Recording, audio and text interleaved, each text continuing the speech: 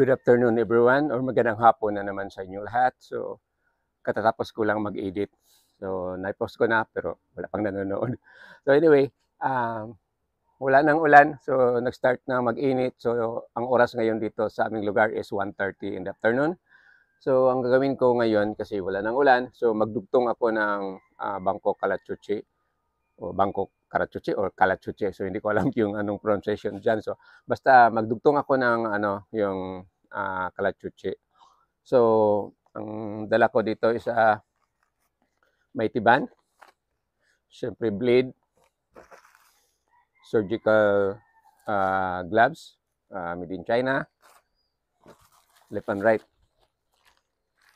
Tapos gunting, tapos tatlong plastic para ibalot ko para hindi siya mabasa ng ulan if ever mag-ulan.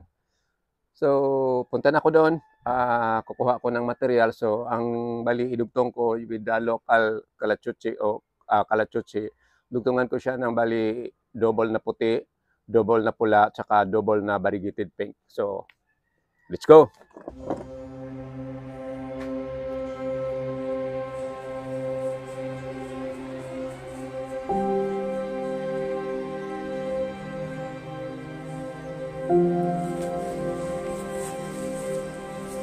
So, ito ang double nga puti ko. Then, ito naman ang double na variegated pink. Then, ito yung double na pula. So, ang napili kong dugtungan, bali tatlo ang idugtong ko. So, ito na materials.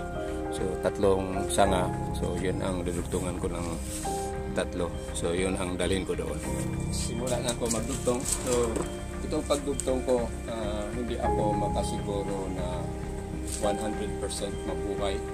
Kasi kailangan sana ito ng assistant, yung tagihawak sa items or sa materials na dinugtong mo. Tapos iba yung maglagay ng may tipan.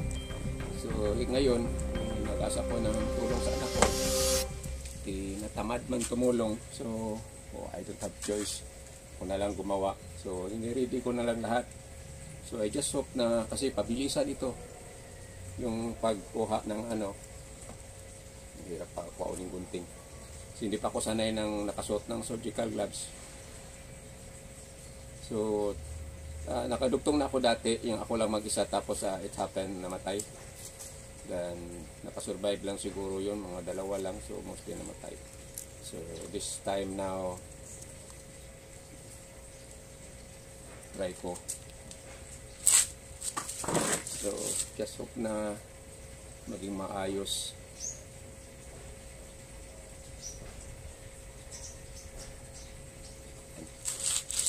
And there's one on kabila.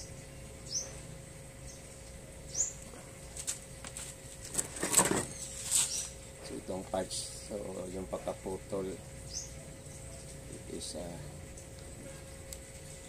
magtipan. So, it seems na may problema ako.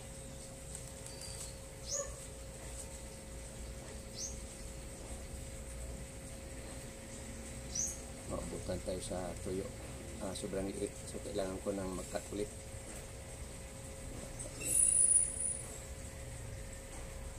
So, hindi ako makasiguro na mabuhay ito 100% dahil nahirapan ako kasi walang tumutulong sa akin.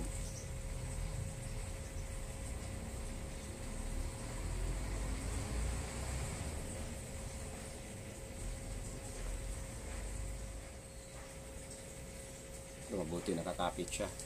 So, ngayon, iikutan ko na siya ng kung saan ako nagdudugtong.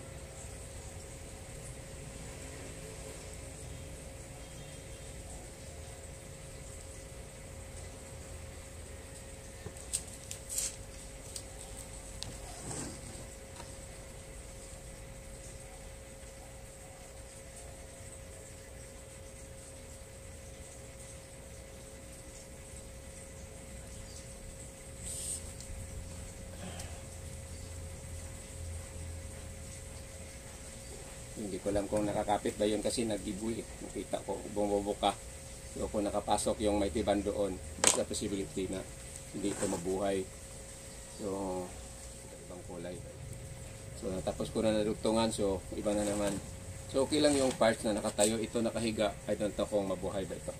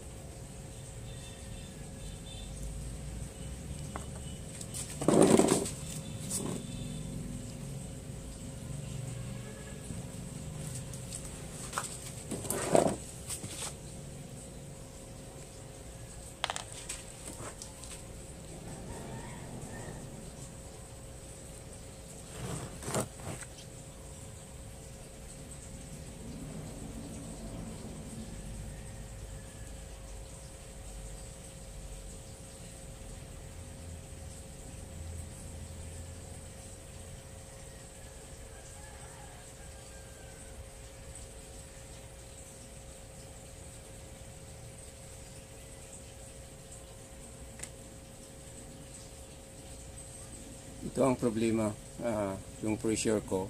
Kung sinabi ko na kanina, kung may mag-hold pa ng iba, tapos iba yung maglagay paikot ng may tiban, 100% mabubuhay. Pero sa yung ako lang nag-isa na nagtatrabaho dito, hindi na ako makasiguro kasi ilang beses ko na ginawa itong ganito na failure ako dahil ako lang mag-isa, malaglag pa yung dinugtong ko kasi hindi ko na nakakapit.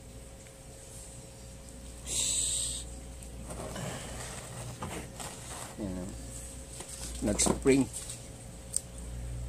pag ano ko. So saludo ako sa mga nagdudugtong ng kalachuchi na yung sa Thailand. Gumagawa sila lang mag-isa. So maganda yung pagkagawa nila na buhay yasok mabuhay. So nadugtungan ko ang tatlo, bali tatlong kulay, red, pink at saka yung puti para hindi mapasukan ng tubig. Kaya lamok. Problema dito sa amin ng lamok. Para hindi mapasukan ng tubig, lagyan kita ng plastic, cover with plastic.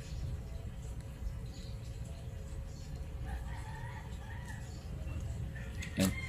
Then pati dito sa kabila. So i-cut ko lang yung video ko para maging maiksi. So itong ginagawa ko, masabi ko lang na hindi ako 100% na mabuhay ito dahil yung pagdugtong ko kanina isa nag-giveaway tapos nasikil pa ni Samot. So ilang days naka-plastic ito. Then after how many days tanggalan ko. I just hope na mabuhay. So hindi ako expert. Sumusunod lang ako sa mga ginagawa mostly in Thailand. So tapos na ako magdugtong yung Bangkok Kalachuchi. Ang isi-share ko naman sa inyo isa ding natutunan ko. Ito namang about the red palm. So pagkuha ng mga saha sa ganito, kasi kung malaki na kukunan mo ng saha, wala nang chance minsan mabuhay. So pag magkuha ka ng saha yung maliit pa, kailangan sana dito is a chisel, yung tigib. So nagkataon nga wala akong chisel, so I just use the knife or the gunting. So ito dahil marami na siyang ugat, so there's a chance na mabubuhay ito pagkuha ko nito. Pero hindi pa siya naka-red, pero yung mga maliit ng saha ang sabi nila yung kukunin. So try ko this area with a chisel sana, pero wala man chisel, so try ko knife.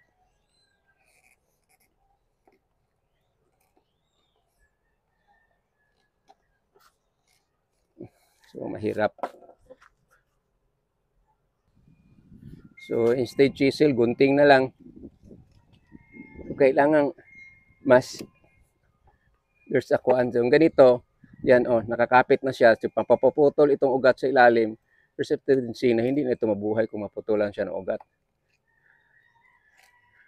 Dahan-dahan. So yan, walang naputol na ugat. So yan ang itsura niya. Kapali makita. So balik na paatras. Too much focus ra. Yan. So ito na ang nakuha ko na saha sa red palm. So marami siyang ugat, 100% mabuhay ito. Nililisan natin para maganda pagtanim. Tapos may mga anak din siya na yung pwede din makukuha. So try ko makakuha pa ng iba.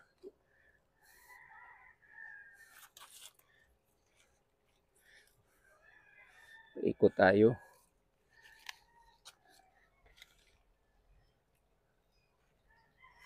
Uy, daot akong gunting.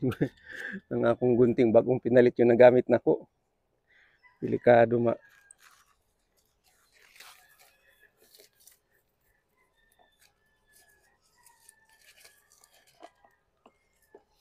So ito, there's a tendency nga hindi ito mabuhay. Nahirapan ako sa pagkuha.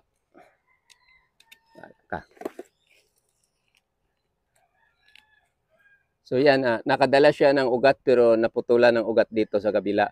So I don't know kung mabuhay ba ito. Then another one, baka makakuha ako ng 3 nito kasi may isa pa.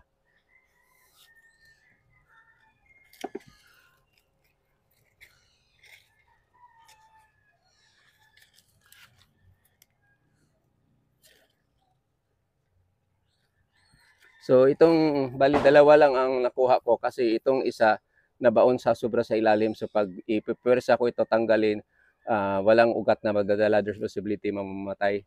So ang atin lang dito, halimbawa ito, lumabas ito, this one. Tapos magdala siya ng ugat, there's possibility makuha. So yung mag-separate ng mga red palm is yung maliit pa kasi mabilis itong mag-produce ng ugat. So ngayon, itatanim ko na ito. This seedlings of red palm. So for this afternoon, ito na naman ang may share ko sa inyo. Natuto din ako sa mga kaibigan ko paano magkuha ng saha o mag-survive ng red palm at saka yung pagdugtong ng kalachuchi. So natuto din ako sa mga expert doon sa Thailand, kaya lang no guarantee na mabubuhay yon.